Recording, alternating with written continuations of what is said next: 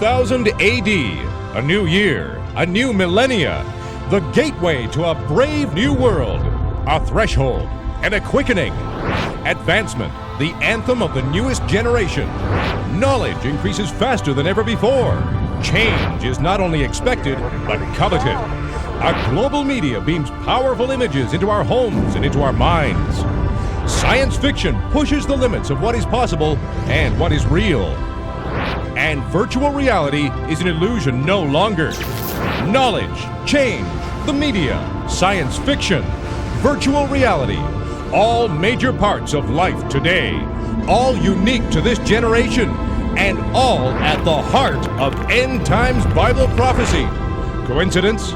Or is reality itself quickly becoming a deception? A deception that tries to obliterate the greatest promise in history, the return of Jesus Christ.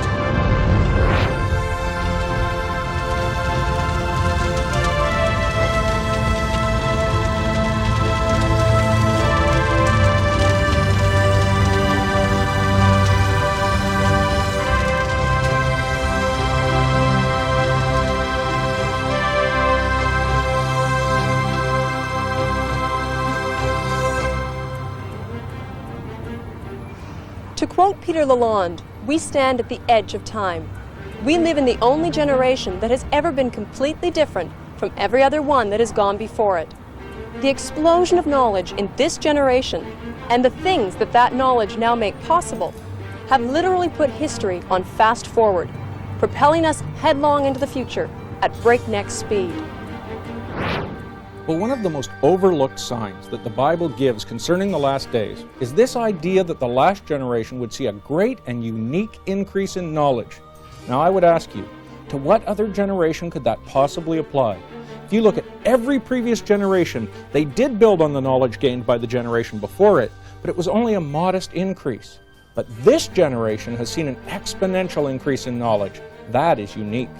And it's also unique from any future generations because you can take the quantum leap from backwardness to the space age only once.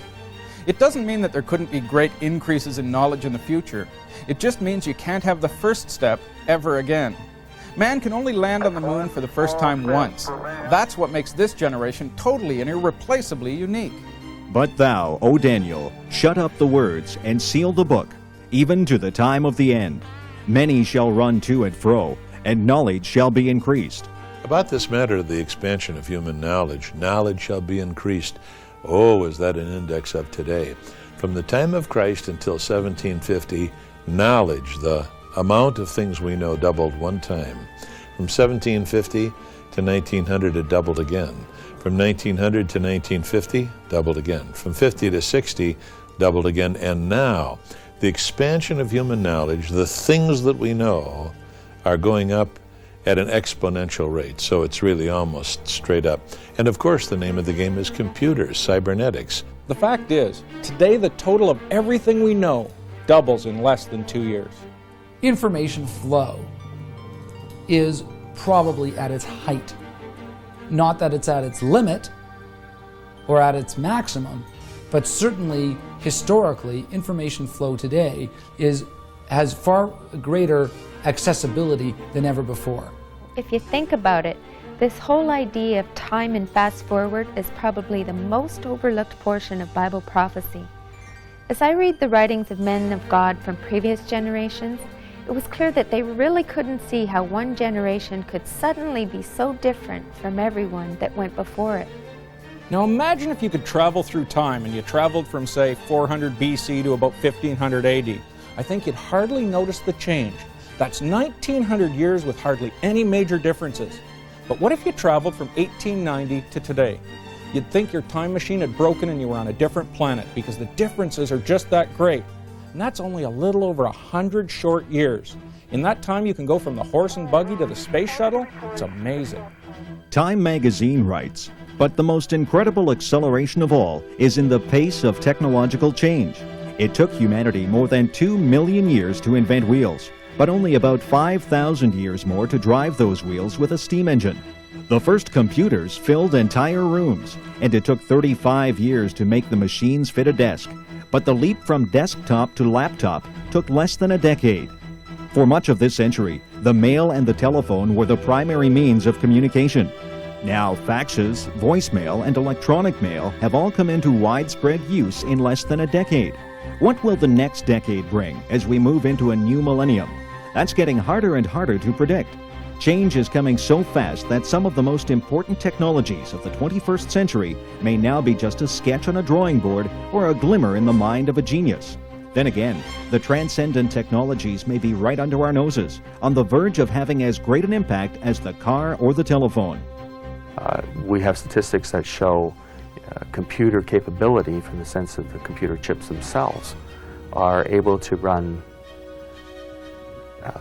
2 to 4 times faster every 18 months. So 18 months from now, the computers that will be coming out, the newest processors, will be running, again, 2 to 4 times faster than the ones we have today, at the same cost.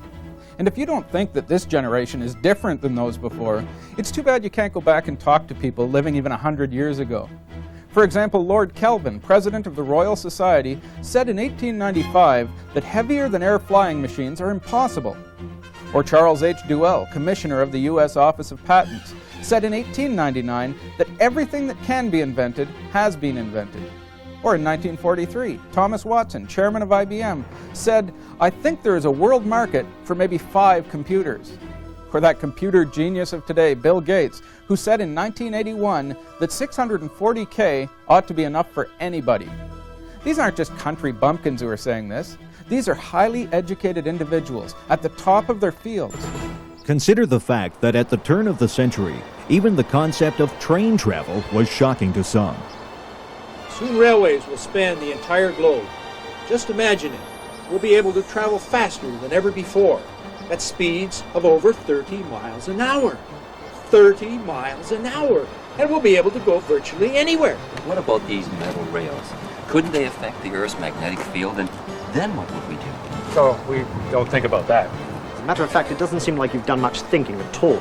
The Royal Society has warned that at speeds of over 30 miles per hour, the air supply in the train will be cut off, and physicians in Munich have said that people will suffer from headaches, vertigo, and even blindness. Oh, we've taken all that into consideration.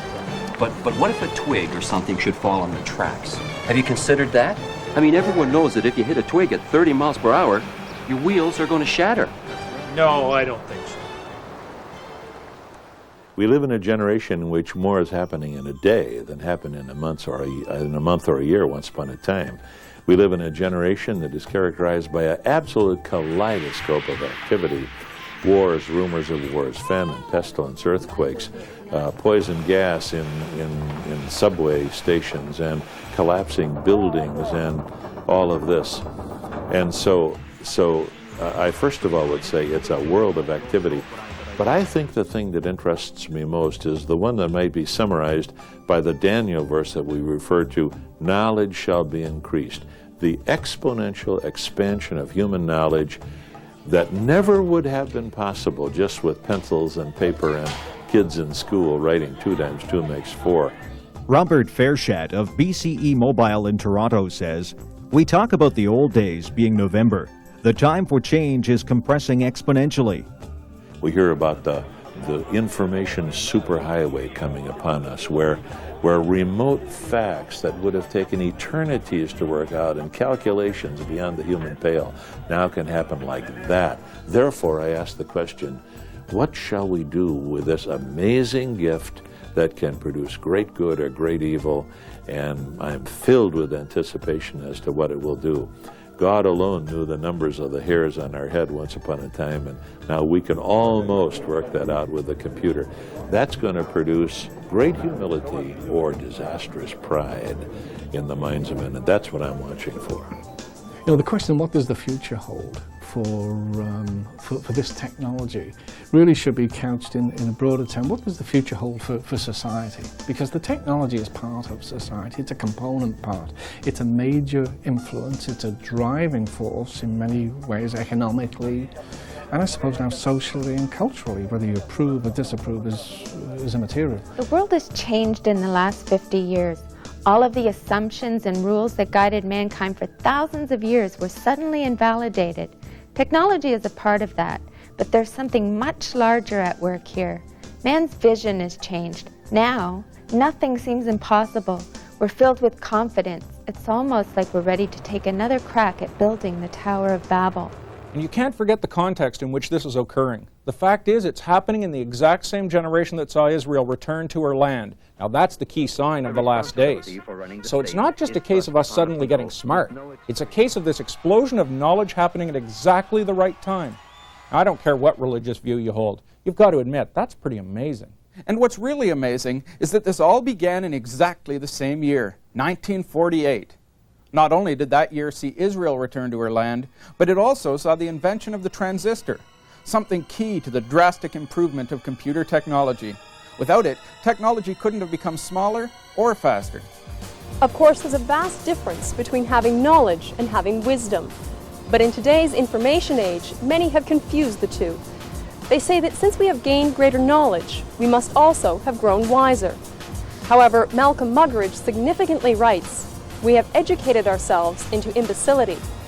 Likewise, the Apostle Paul, speaking of the last days, described the people as ever learning and never able to come to the knowledge of the truth. But the scope of our knowledge isn't the only thing that's changed. We've changed as well. We've learned to accept new things the way we accept the coming of each new day. In fact, this generation seems to covet change, but that wasn't always the case. For example, in 1900, Harrods department store installed a revolutionary new device. It was called an escalator. And like this one here, it used to carry shoppers from the first floor to the second. People didn't quite know what to think of this contraption, and Harrods used to actually comfort those who would use the device by offering them a shot of brandy when they got to the top. This wasn't some sales gimmick used to advertise the store. This was actually to help the people getting off the escalator to get over the rapid increase in altitude. Obviously, people then weren't quite craving the newest invention the way we are today. No, thank you. Well, what's really amazing today isn't so much everything that's new, although that certainly is, but the way people react to what's new. Nowadays, anything that's new has to be tried and done immediately. What do the commercials say? Just do it. What's the complaint we always hear today? Been there, done that. Do you think 100 years ago people would be willing to pay money to tie elastics to their ankles and jump off a bridge and almost hit the ground? I don't think so. But today we live in a thrill-seeking, instant gratification world. We just naturally expect things to be better, faster, newer. So we've got to realize we've changed as well. In our office, we have a number of computers. Some are from a few years ago when we first began our ministry, and some are newer. The other day, I had to work on one of the older ones, and I couldn't get over how slow it seemed. What else I couldn't get over was how frustrated I was becoming at having to wait for it. This slow computer used to seem incredibly fast to me, but not anymore. Now if I have to wait at all, I think something's wrong. However, the older generation isn't approaching the new technologies with the same enthusiasm. Come on, Grandma, what's taking so long? I don't know what I'm doing. I never used one of these before. Look, you just do what it tells you to. It's simple. But what if I do something wrong? I don't want to hurt anybody. Why don't you use a real killer? What, and actually talk to a real person? You know, in a sense, we're now seeing the first true, real generation gap in human history. In the past, kids wore their hair differently than their parents or listened to different music. But today, they truly live in a completely different world. They're plugged in, they're online, and they're viewing this world through a lens that the older generation doesn't even know exists. We're book people, right? We learn from books. They have no interest in learning from books anymore. They want multimedia. They want interactive things that they can learn by touching and seeing and experiencing. The reaction to virtual reality has always been very, very positive, especially for people who have never tried it before. We've heard, wow, there's never been anything like that. I can't believe I just did that. The new technology has been very popular among the younger crowd, if you wish. The ones who are into the video games and the computer technology of today. They're very comfortable. They're using the equipment in the sense of the ATMs. They're using the phone line services, the fax services. I think the transition to that kind of technology and people's reluctance to adopt new technologies is diminishing over time. I mean, it pervades everything that they do, and this would just be one more aspect of the information age that becomes part of their everyday life. Technology really is incredible. It allows us to do many things that we could never even imagine doing without it. But sometimes it does take us too far, too quickly. For example, imagine people using an X-ray machine to see if their shoes fit. That's right, the same machine that we now avoid, that spews radiation and causes cancer, and that doctors hide from in other rooms, was once used every day, in the open, in shoe stores. Anyone, including children, could slide their feet in, press a button, and voila, they could see their bones. Now, it was nothing more than a marketing gimmick, but who would have guessed that as the children laughed and wiggled their toes, they were actually being exposed to deadly radiation? But that's just the thing. Bad things happen and then measures are taken to correct those problems. But when you're moving at the speed we are today, there's no time to stop and correct these things. I like the saying, there's an alarming increase in the number of things we know nothing about. You know, very knowledgeable people used to think that there were limitations to all of this. For example, in 1949, Popular Mechanics magazine made the bold prophecy that computers in the future may weigh no more than 1.5 tons. This is laughable for us now, but back then I'd bet most people would have said, 1.5 tons? Are you joking? They'll never get that small. But that's the beautiful thing about technology and virtual reality and where we are. The idea is that there are no limitations. And if we were to think that there were limitations, we wouldn't be where we are today, technologically speaking. The fact is, as Harry Fosdick said, everything is moving so fast these days that the man who says it can't be done is generally interrupted by someone doing it. Technology is sexy. That's what it comes down to. Technology is newsworthy. We all want to live in the future. We're all afraid of living in the present, or we're bored of it. Today, people are used to change. We encourage it, even crave it. Unlike our friends from a scant 100 years ago, we'd go crazy without it. It's true that we live in a fast-paced world, but you have to remember that we're the ones with our foot on the accelerator, the music blaring from the top down. Perhaps it's this new attitude, even more than our exploding levels of technology and knowledge, that is the single biggest factor in thrusting us boldly but blindly into our brave new world. You know, when you read the book of Revelation, the world it describes seems so distant, so far away, so unlike the world we live in, it almost seems like some kind of science fiction novel.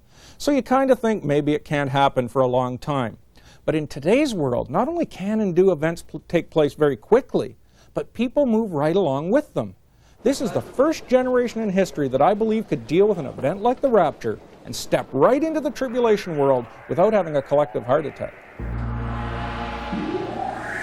If you think that the pace of change is fast in our world today, the Bible warns us that you ain't seen nothing yet.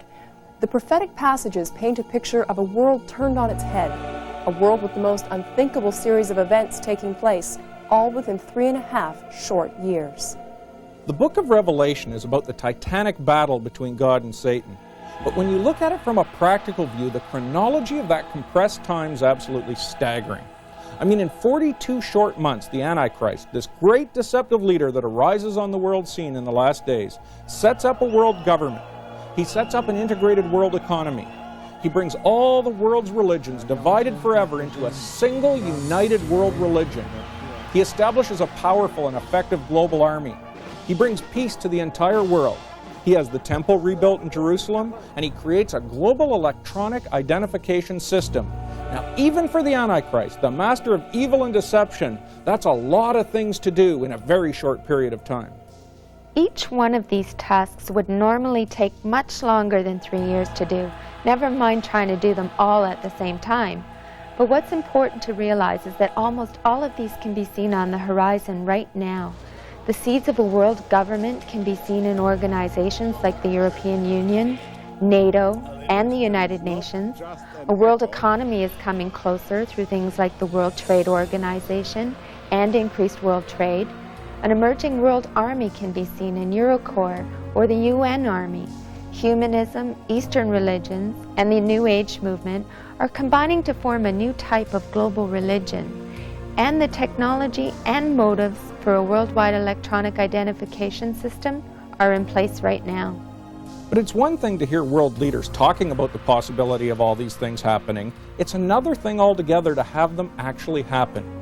My point is that I think the rapture is going to serve as the ultimate trigger, changing every single thing and every point of view on this planet, and it's going to happen just like that. The Bible does indeed picture a world stunned by the rapture and then seduced by the greatest deceiver this world has ever seen. The Antichrist then leads the world through the enormous changes that we've noted. But if he's going to do that, he's going to have to communicate with the entire world very quickly, and he's going to have to get everyone to trust and to believe in him. Once again, this is the first generation in which that is possible. In other generations, there was no way everyone on the entire planet could even know who this guy was, never mind trust him. But today, the way is obvious, through the global mass media. In fact, it may not be going too far to say that this window on the world is quite possibly the most powerful and influential force on the planet. Ed Turner, Executive Vice President of CNN, has said, "The news is what we say it is. I don't mean to sound arrogant, but in life, there are certain things edited out." I will give you one example. I don't want to badmouth any television crew right now, but years ago, a famous TV chain in the United States sent a crew to the West Bank, and they bribed, and it was all documented, they bribed a young Arab boy, 12 years old, to put a tire on fire. Now I can tell you, if you would put a zoom, the television lens, through a fire, to the smoke, you will make believe that the whole city is up in fire, but it was one tire. So the fact that you watch it on television doesn't mean that this is true. You're only watching it on television. And what you are seeing is the picture that was taken by the producer, by the cameraman, and they can do whatever they want. And you make believe that this is true. This is not true. This is the truth that they want you to see. They're not supposed to see you guys later. You're supposed to say the words that people want to hear, like, I'm back. Oh, am I supposed to say that right now? You're supposed to say, I'm back. Man. The media's depiction of any subject whatsoever, whether it be political, religious, or technological, has always helped to gain a greater awareness and more consciousness about what it is that they're talking about. Like this program, for example. The viewers out there today are going to watch a little bit about technology and get a glimpse into the future. I think it can be argued that the media industries are among the least regulated industries in society today. I mean, they have an enormous amount of carte blanche and freedom to do whatever they want. And that's something we have to address a little more seriously. One great example of the power of the media is its ability to create heroes and or villains. It's basically understood that elections now are won or lost not so much on the candidates' platforms and ideas, but how they come across on TV. A former nightclub crooner who controls Europe's second largest media empire, Silvio Berlusconi has invented a new brand of politics created for and by television. The video wall is to Mr. Berlusconi what the soapbox was to John Major. A high school teacher recently told me that a grade 11 student asked who Moses was. This wasn't meant to be humorous. The student seriously didn't know who he was. But I'll bet if you asked that student who did a particular commercial or whose song is at the top of the charts, you'd get an immediate response. So our focus, our heroes, what's important to us has all radically changed. And it's done so in the one generation since TV was born. The ability of today's media to change people's views on subjects, to control their thoughts and actions is unparalleled by anything in history. The TV program Friends is one of the most popular shows around for both adults and children. Excuse me, is this where the singing lady is who tells the truth? Yeah, I guess that's me. She's here!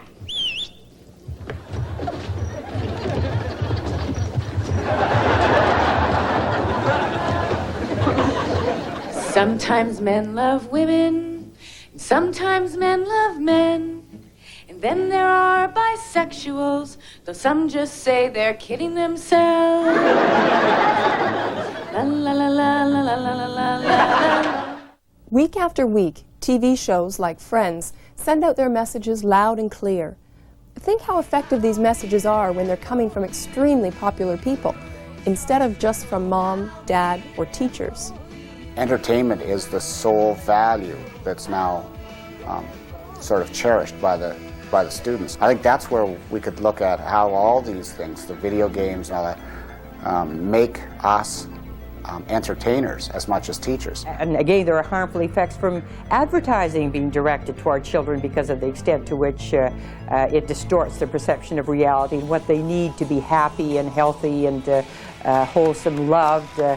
So their self-esteem and their perceptions of needs, wants, and desires are being distorted by these media conglomerates. Do I have to go? See you later. Hi, come in and have a seat. So, Joey, you've been in a lot of trouble lately. Stealing, fighting, swearing at your parents. Can you tell me why? No. Well, why don't we start by looking at some of the things that you like and some that you don't. So, what kind of things do you like to do? Watch movies. Okay, well that's good. And what are some of your favorite movies? Nightmare on Elm Street. I've seen it 10 times. You're a little young for that. That's a pretty scary movie. Weren't you frightened by it? At first I was, but then I pretended I was Freddy. Isn't Freddy the bad guy? As long as I'm him, I don't have to worry. He kills everyone and no one can hurt him.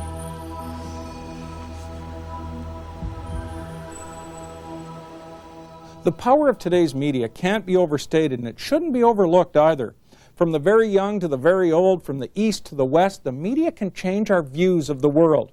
You know, Ted Turner, the founder of CNN, boasted after the fall of communism that he brought down the Berlin Wall. You know, some people laughed at that because Ted's not the most modest guy around. But I think there's at least some truth to his observation. The communists finally got a look at how the rest of the world lived through the media, and then decided that they'd had enough. Once they saw how the other side lived, there was no going back. So in essence, the media did something that wars and 40 years of a Cold War could not do. I think that's true. And you guys, I say you guys, the media ends up being essentially the purveyor of cultural prototypes by the electronic media. As someone once pointed out, with something I didn't think was obvious, but I'm beginning to believe it's true. You realize that millions of people all over the world on portable TV sets, which are cheap now, are watching CNN and learning English. From the TV sets. Amazing phenomenon. Ronald Reagan used to say he loved television, he said, because it's the only thing that knit us together. More and more, the global world is being knit together. It's television, commercial television, that is more and more binding the world together, the news gatherers and even the salespeople. It's an amazing revolution. And that's going to change us all. It's going to change the Soviets, it's going to change us, it's going to change the way the world sees itself and does itself. We are on the brink of either a brand new world or a hell of a catastrophe, one or the other. I think you'd simply have to watch and realize that this is part of Satan's deceptive practice, because he can get at the world through the media of the world and produce his doctrine. Of course, the media is doing it already, and that's going to continue when the electronic system comes into play. The Bible has an incredible prophecy that's found in Revelation 11. It tells us that in this last generation, that in this time when there's a world dictator, that God will send two men who will be like Elijah or John the Baptist of old.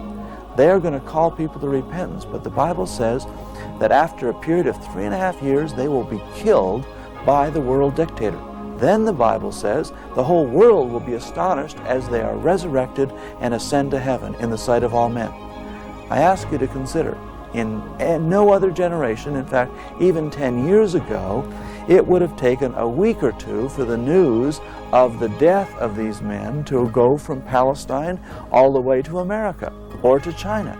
How then, in any other time than today, with CNN and worldwide television, where the whole world watched O.J. drive down the freeways south of L.A. during his escape ride, the whole world now can watch the Olympics.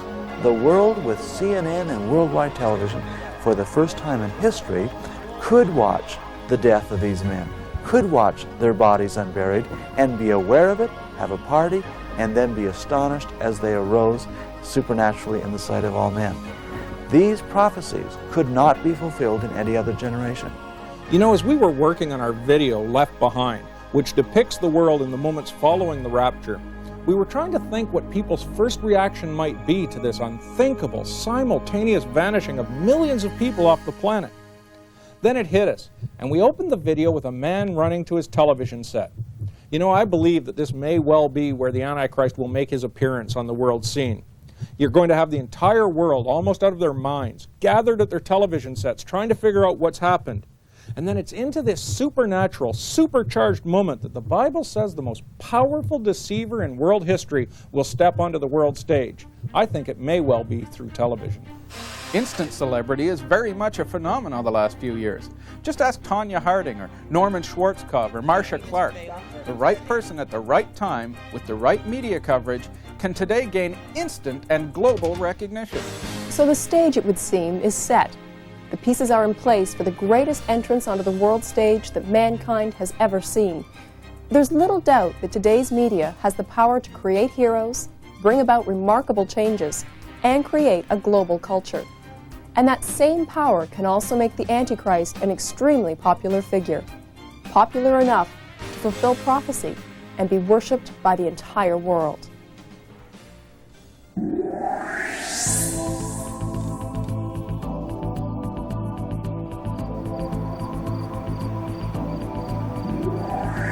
I don't think any of us can say that we haven't looked up into a night sky and marveled at the expanse of it. Where does it go? Where does it end? What's out there? Today, those questions have become all the more real. After all, the idea of ET doesn't seem quite so far-fetched now that we have our own shuttles in space. But there's something more to it than that. I remember as a little boy watching Neil Armstrong step onto the lunar surface. I remember the first space shuttle launch. These were great times to grow up in. But I think our imaginations have been fueled by Hollywood as much as they have been by the Space Control Center in Houston. E.T., Star Trek, and much more recently Independence Day have painted such powerful images on our collective consciousness that our everyday world seems a little drab by comparison. It's created a hunger for the next big thing. The world really seems to want something big to happen. What is happening is that more and more people are asking some of the bigger questions. Where did we come from? And where are we going? However, with society moving away from Judeo-Christian values and teachings, people are looking to ETs for answers. I don't think it would be too much to say that society today has been primed for contact. Of course, once an idea has been planted, the human mind is capable of imagining many fantastic things. For example, I'm sure that many of us can remember being alone in a dark room. Suddenly, we begin to imagine something dark, twisted, and scaly creeping closer in the shadows, even though we're sure we're alone. Horror movies are based on our mind's ability to imagine. So too is science fiction, or even the exciting adventure of Indiana Lalonde. One night, quite a few years ago, actually when we were teenagers, Paul and I went to see the movie Indiana Jones and the Raiders of the Lost Ark. And you know, we came out of that theater so excited, so pumped, so on fire, all we wanted to do was hop on a plane and go find that ark. On the way home, we walked along a beach until something made us stop. Suddenly, a little ways out in the water, we could see a faint light glowing on the surface. It shimmered and moved with the water and seemed to be alive. Full of anticipation, we waded out into the water. You know, we couldn't tell where the light was coming from. Was it coming from some source in the sky that we couldn't see, or was it coming from under the surface? So we kept going out till we were up to our waist in water, and I reached out with my toe and pushed towards the light, and it started to spin under the surface. Peter reached down into the water, getting the rest of his clothes wet, and felt around for what was still glowing on the lake's bottom. It turned out only to be a flashlight. So our adventure wasn't nearly as amazing as Indiana Jones's. But what was amazing was how much we wanted that glow to be something more than just a flashlight. The movie had set us up for great expectations, and our imaginations did the rest. When it turned out to be some old thing just from this planet, we were really disappointed. The fact is that TV and movies have set most of us on edge, waiting for something to happen. Be it dinosaurs from ancient DNA, violent storms, deadly diseases, or aliens from outer space, all of us are primed and ready for the next big thing. Our imaginations have driven us to find this exciting technological age in which we are living boring. Still, there is even greater significance. We've talked about people's ability to cope with change, and now their desire for dramatic change. Doesn't it seem like a world perfectly set up for the most dramatic event in history? The rapture? The world may be expecting dinosaurs or aliens, but they won't be expecting that. Actually, I believe, although the Bible doesn't specifically tell us, that when the rapture takes place, the world's first idea will come from Star Trek. Beam me up, Scotty. People will think that aliens have made their first contact and beamed them away. I mean, it's the only context people have for seeing someone vanish in front of them. Science fiction and New Age thinking have become such an influence in our world that Star Trek and its transporter beams will undoubtedly be more readily believed than God. Sir Francis Bacon wrote, "People prefer to believe what they prefer to be true." The more you talk about something as if it were real, the more real it's going to seem. For example, for years, schools and the media have talked about evolution as a fact, and now people believe it as such. Never mind the real fact that it's never been more than a faulty theory. People seem to be clinging to anything that tries to disprove God, and it is this desire, more than the facts themselves, that give rise to this great search for ETs. Another theory that has come about is certain researchers have said that life could not have evolved on Earth under the scenarios that we can create here. We just do not understand how that could have occurred, but instead of turning to look at design or look at a creator, they say it must have come from outer space. And this is called panspermia, or even directed panspermia, would suggest that we were planted here, in fact, by another race. Well, this doesn't answer the question of life and its origin at all. It just simply defers it. It pushes it away to another place and another time where we can't study it. That's not an answer to evolution. It's not an answer to creation. We believe that all the evidence and all the information that we need is right here. It was the Apostle Paul himself, speaking of the last days, who said, "For the time will come when they will not endure sound doctrine, but after their own lust shall they heap to themselves teachers, having itching ears, and they shall turn away their ears from the truth, and shall be turned unto fables." Dr. Don Patton is a practicing geologist who studies and lectures about fossilized human footprints being found together with dinosaur footprints, a find that would almost prove that man and dinosaurs were created at the same time. The curator of the Dallas Museum of Natural History, Chuck Finsley, has stated emphatically that he has a view that would accommodate these shapes. He has come down and looked and has been confronted with the evidence, and it is his view, and I'm not making fun or ridiculing, he's very serious about it, that he thinks these tracks were made by aliens. That's supposed to be the scientific explanation, and we've had maybe half a dozen people that have talked to him whom he's told that that's his explanation for them. Well, anything but humans and dinosaurs together. Suddenly it becomes acceptable to have the curator of a major museum believing in aliens from outer space. The alternative of God and creation can't even be considered. That's how strong the deception is. Can you imagine if there really was a seeming encounter? In an instant, it would have the power to change the world's entire belief system. I mean, if E.T. gets off his ship and tells the world that he planted us here, the world would eat it up in a second. It would be the most powerful attack on the gospel account ever. In fact, that's why I believe that this is why the Bible says that the deception will be so powerful that if it were possible, even the very elect would be deceived. Now, we're talking about Moses, Abraham, the Apostle Paul here. The Scripture says that if God allowed it, and if they were here today, even they would be deceived. There is no doubt that Hollywood has fueled our imaginations. After all, that's what movies do. The movie world is full of lights, sounds, and special effects. It's an inviting world with exciting events and beautiful people. A successful show is one that draws the viewer fully into that world. Our imaginations are stirred by such imagery and crave for more. Hollywood has given us a goal. Technology is paving the way, and our imaginations are pushing us on. But as powerful as the images from Hollywood are, they may soon become obsolete. After all, why just look into a fictional world when you can beam right into it?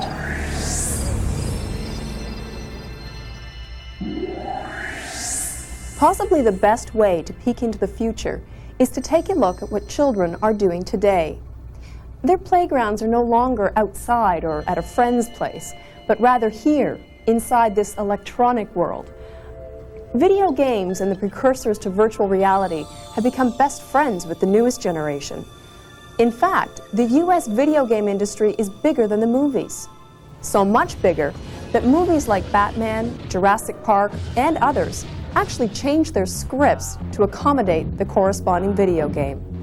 Time magazine writes, not Mickey Mouse, not CNN, not even McDonald's or MTV is achieving the reach of the vid game revolution, insinuating itself into the souls of the young. That's the connections I make between the drug culture and the video game culture. They sort of mimic each other in certain ways. I'm not saying that a video game player will someday be a heavy drug user. He may not need to be. His game is his drug. The addictive nature of video games is even a concern for the Starship Enterprise. In an episode of Star Trek: The Next Generation, a video game almost makes the entire crew mindless slaves to it. Wesley, at what level are you? I'm only level 10. I'm at level 47. That's great. You know what the secret is, don't you? Don't force it. If you just let the game happen, it almost plays itself.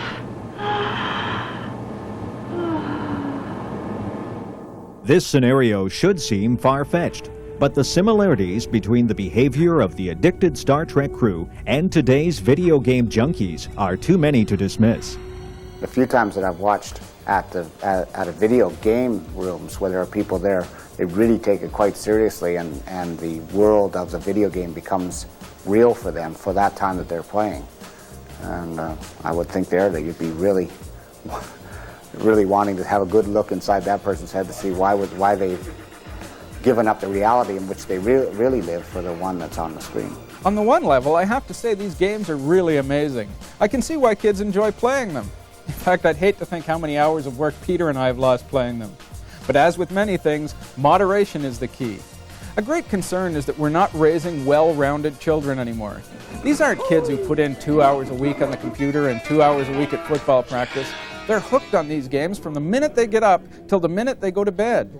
According to Omni magazine, the new breed of video games are the best evidence yet that the apocalypse is upon us. They promote violence among kids. They play to our most prurient interests. They have less socially redeeming value than a 24-hour stretch of MTV. But the concern isn't just for our declining moral standards. There was an interesting study done near the end of the Second World War that raises some very serious issues for our world here in the late 1990s.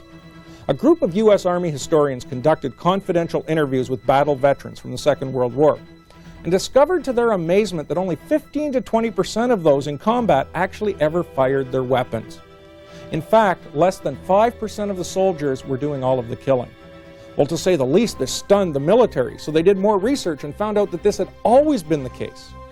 They calculated the lethality of various kinds of weapons throughout history and concluded that the kill rates in previous wars should have been 20 to 50 times greater than they actually were.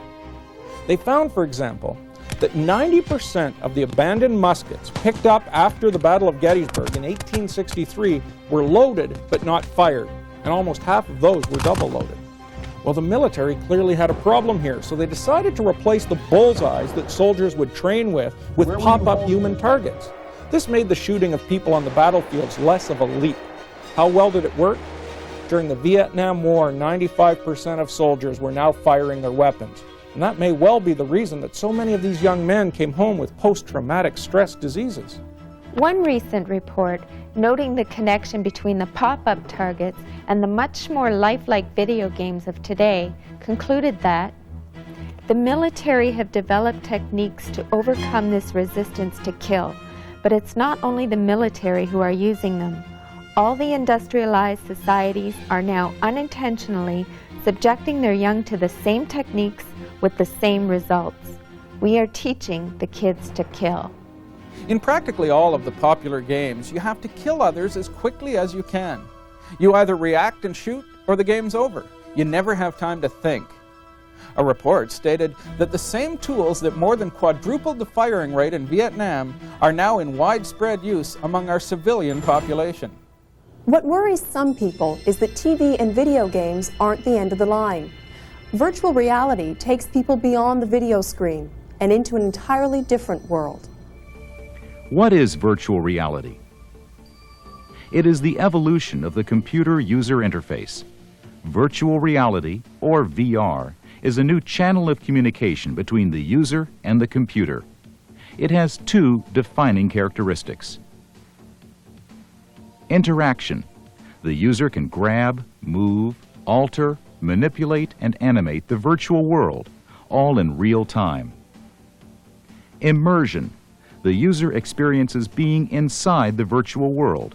The world looks and sounds as if he or she were there. Objects have the right size and distance, perspective, and depth. Basically, virtual reality is a technology that allows you to interact with computer-generated worlds.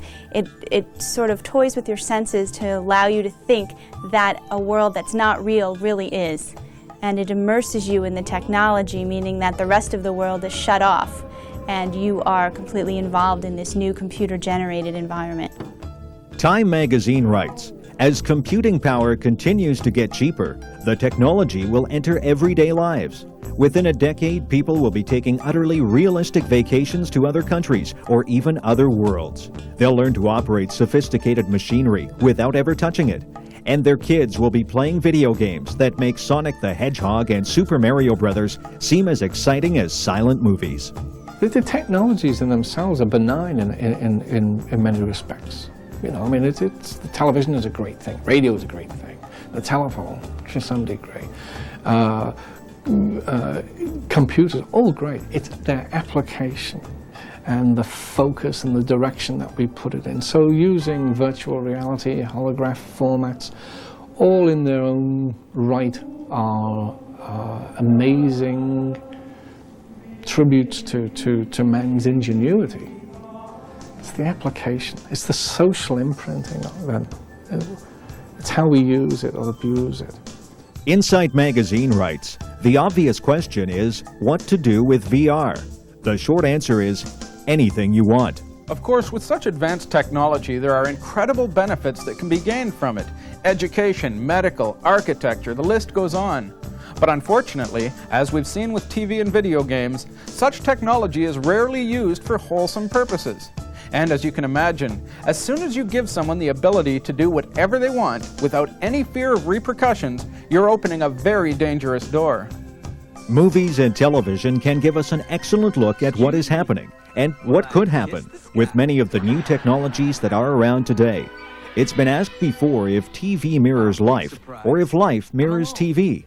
Recently, the TV program Married with Children took its own trip into virtual reality and its possibilities. Amber? Surprised to see me in your fantasy, bud? No. No, not at all. I mean, it is my fantasy. So now what do we do? We have sex. We do. I mean just like that. None of that pretending to respect you or any of that other junk women devote entire magazines to? Nope. Do with me what you will. In the virtual world, your imagination is your only limitation. Look, Kelly, I don't need Amber, okay? I have her. Dr. Kessler introduced me to cybersex, and I can create Amber anytime I want. But she's not the real Amber. Oh, she's better. She does what I want whenever I want it. Although fictional, these television programs and movies do raise some very real concerns about virtual reality. I guess I just have to get used to the idea that in this world I may just be another geek with a lot of RAM, but in that world, I'm a god. And being a god takes a lot of practice. Likewise, the simple-minded Job in Stephen King's wildly popular Lawnmower Man also discovered his true potential in the virtual world. I am God here. We've got to give a lot of thought to the implications of virtual reality because it is going to be upon us much more quickly than anyone can imagine. And if I can create my own world, and I can create the people within it, then am I not the God of that world? Let's take it a step further. Could this specifically be what the Bible was referring to when it said that in the last days men would believe that they had become like gods? At least in theory, the ultimate virtual reality system has already been created. The holodeck in the Star Trek Next Generation TV series is the level to which many aspire. It doesn't require a joystick or a headset, and it's real for all the senses. It's a fiction that many video game manufacturers hope to bring into reality. I know you're a computer-generated image, but your smell, your touch, the way you feel, even the things you say and think seem so real. Thank you. Imagine the implications of an ordinary guy with access to a holodeck. He could create any world he wants. He could surround himself with beautiful models all day and do whatever he pleases. A comedian once said a world like that would make crack cocaine look like caffeine. I can't see many people wanting to live in a real world when they can be someplace like that. I believe that in any world where you can act out that innate desire, whatever it is within you, it strengthens that desire. Now, this has been very clearly proven with studies in violence and with sadistic sexual behavior. One experience leads into the next and so on. But now you can have that experience in cyberspace before you carry it further. The danger, of course, is that it's very easy for that person, be it a serial killer or whoever, to get a case for hurtful acts without any consequences and then carry it into the real world. Remember the study of the military earlier? How much easier is it to shoot someone when you've already killed 1,500 people in virtual reality? Deceptive images aren't just trapped inside virtual reality either. This pig, for example, may look like it's sitting on top of the disc, but actually, it's a hologram. In fact, three-dimensional images that look every bit real are already being used as high-tech mannequins in department stores. And this is just the beginning. The holodeck in the use of the hologram, that's going to happen. That is, I mean, you are going to see in a not too, you can see this now, and you know if it can be developed, even if it's a Disney World sort of motif or a NASA presentation, you know that in short order that technology is going to be in your living room. The holodeck in Star Trek The Next Generation was taken a step further in the subsequent Star Trek series, Voyager. In this program, not only are there holographic images on the holodeck, but holograms also serve as part of the crew itself. This isn't about what you want. This is about what you are. Just because you're made of projected light and energy doesn't mean you're any less real than someone made of flesh and blood. It doesn't matter what you're made of. What matters is who you are. You're our friend, and we want you back. Well, the student of Bible prophecy doesn't have to see too many depictions of holograms and virtual reality before a bell goes off in your head and you say, you know what? I've heard this somewhere before.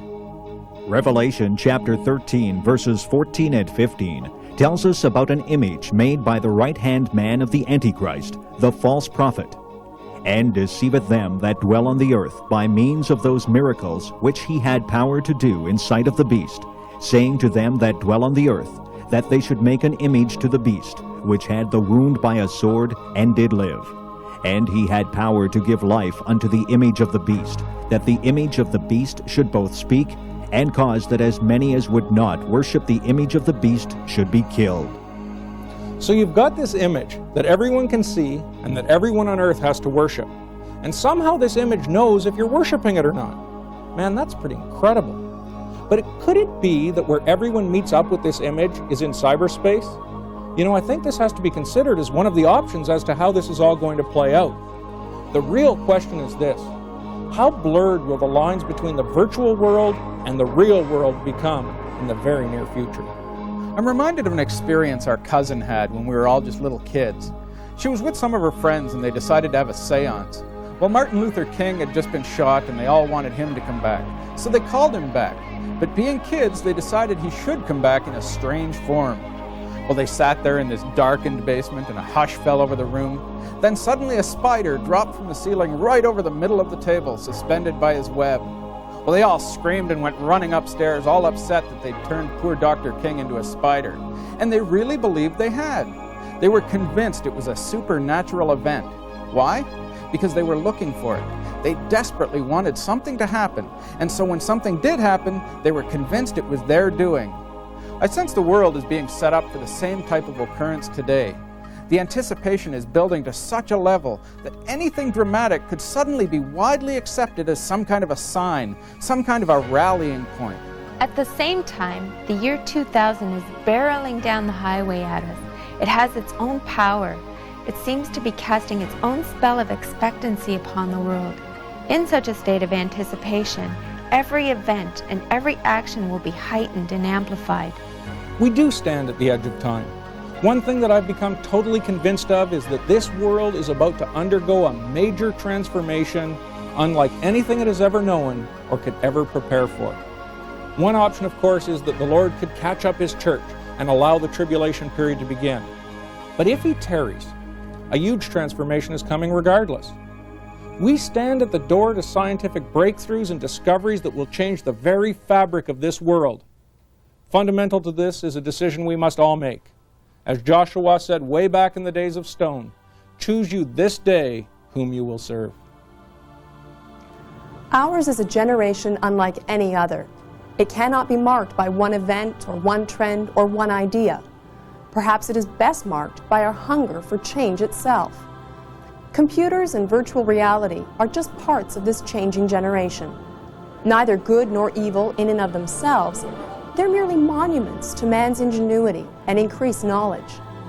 At the same time, driven by powerful images, our generation is determined to boldly go where no one has gone before.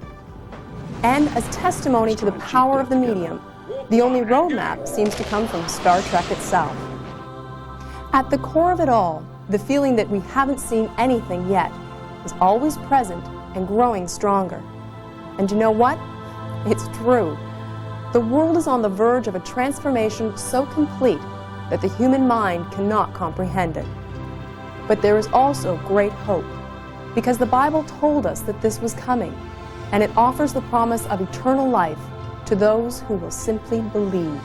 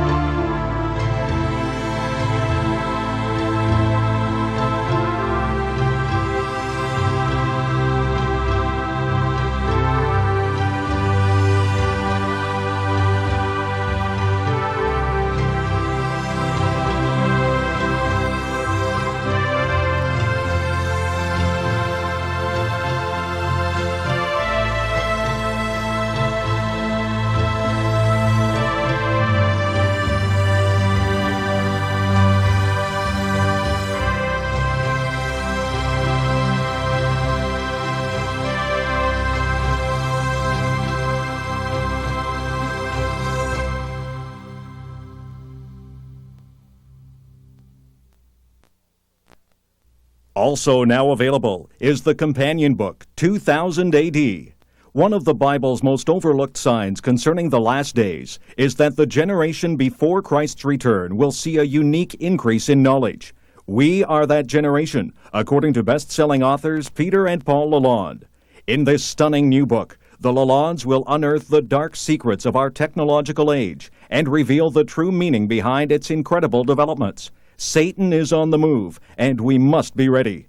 This book will help you to see prophecy in a way that is entertaining, fresh, and unique.